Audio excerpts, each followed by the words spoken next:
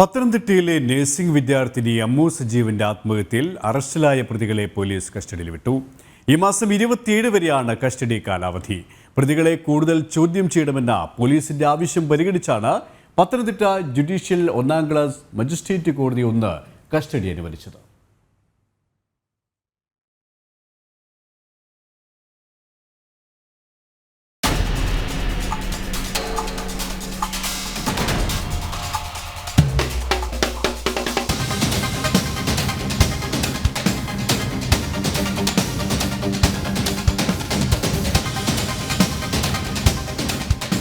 അമ്മു സജീവന്റെ ആത്മഹത്യയുമായി ബന്ധപ്പെട്ട അന്വേഷണം 2ാം ഘട്ടത്തിലേക്ക് കടക്കുകയാണ്.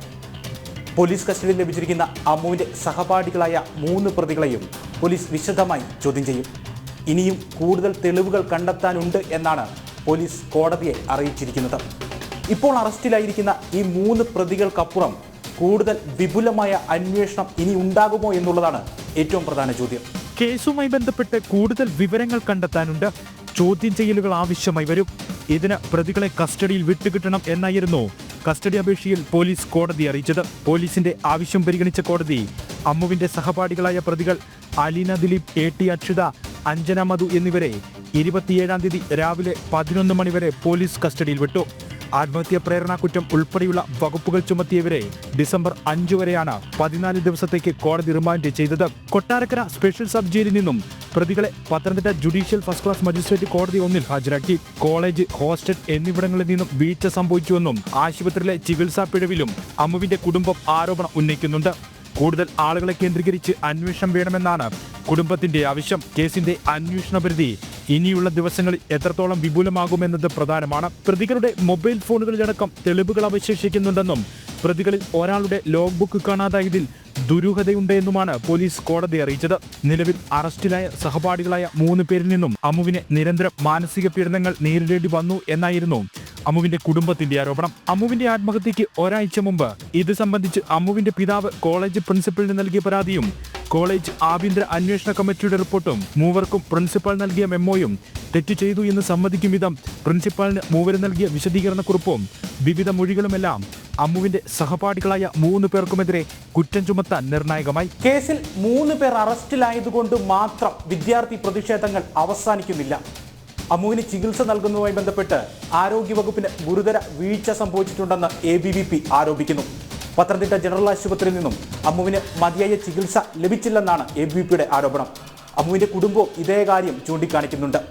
ആരോഗ്യവകുപ്പിന്റെ അനാസ്ഥ ഉൾപ്പെടെയുള്ള കാര്യങ്ങൾ അന്വേഷണ പരിധിയിൽ വരുന്ന ഒരു ജുഡീഷ്യൽ അന്വേഷണമാണ് ABVP ഇക്കാര്യത്തിൽ ആവശ്യപ്പെടുന്നത്. അമ്മുവിന്റെ ചികിത്സയുമായി ബന്ധപ്പെട്ട് ആരോഗ്യവകുപ്പിനുണ്ടായ വീഴ്ചയ്ക്കെതിരെ ശക്തമായ സമര പ്രക്ഷോഭങ്ങളുമായി ABVP രംഗത്തുണ്ട്. പത്തനംതിട്ട ജനറൽ ആശുപത്രിയുടെ അനാസ്ഥക്കെതിരെ ആരോഗ്യമന്ത്രി വീണ ജോർജിന്റെ ഓഫീസിലേക്ക് കഴിഞ്ഞ ദിവസം ABVP പ്രതിഷേധ മാർച്ച് നടത്തിയിരുന്നു.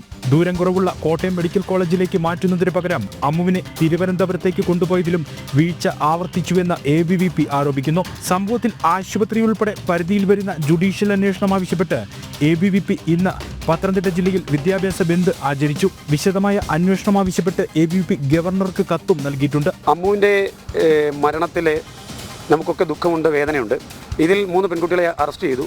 പക്ഷേ ആരോഗ്യ വകുപ്പിൻ്റെ ഭാഗത്തുള്ള അനാസ്ഥ ഇനിയും അഡ്രസ്സ് ചെയ്യപ്പെട്ടിട്ടില്ല. ആരോഗ്യ വകുപ്പിൻ്റെ വലിയ ഗുരുതരമായ അനാസ്ഥ കൊണ്ടാണ് കുട്ടിക്ക് മരണപ്പെട്ടത്. 1.5 മണിക്കൂർ ആശുപത്രിയിൽ കിട്ടിയിട്ടും ജീവൻ രക്ഷിക്കാൻ സാധിക്കാത്ത ഒരു ജനറൽ ആശുപത്രി ആരോഗ്യവകുപ്പ് മന്ത്രിയുടെ സ്വന്തം തട്ടകത്തിൽ തന്നെയാണ്, സ്വന്തം മണ്ഡലത്തിലാണ്. ഈ വിഷയത്തിൽ വിദ്യാർത്ഥികളിലേക്കും അധ്യാപകരിലേക്കും അവരുടെ മാതാപിതാക്കളിലേക്കും ഈ ശ്രദ്ധ ക്ഷണിച്ചുകൊണ്ട് വളരെ നേരത്തെ തന്നെ മുൻകൂട്ടി നമ്മൾ എല്ലാ സ്കൂളിലേക്കും മെയിൽ അയച്ചു കഴിഞ്ഞു. ഈ വിവരം ശ്രദ്ധയിൽപ്പെടുത്തിക്കൊണ്ട് വലിയ പിന്തുണ അധ്യാപകരുടെ ഭാഗത്തുനിന്ന്, സ്കൂൾ മാനേജ്മെന്റ്, കോളേജ് മാനേജ്മെന്റ് ഭാഗത്ത് നമുക്ക് കിട്ടിക്കഴിഞ്ഞു. കസ്റ്റഡിയിലുള്ള പ്രതികളെ ആവശ്യമെങ്കിൽ സംഭവ സ്ഥലങ്ങളിലെത്തിച്ച് തെളിവെടുപ്പ് ഉൾപ്പെടെ നടത്താൻ പോലീസ് പദ്ധതിയുണ്ട്.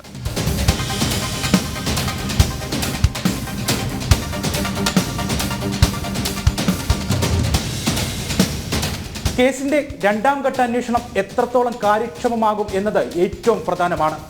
കേരളം കഴിഞ്ഞ 1.5 ആഴ്ചയായി ചർച്ച ചെയ്യുന്ന പ്രധാന വിഷയത്തിൽ കാര്യക്ഷമമായ അന്വേഷണ പുരോഗതി ഉണ്ടായില്ലെങ്കിൽ വിദ്യാർത്ഥി സംഘടനകളിൽ നിന്നടക്കം ഇനിയും പ്രതിഷേധങ്ങൾ ശക്തമായി ഉയരും.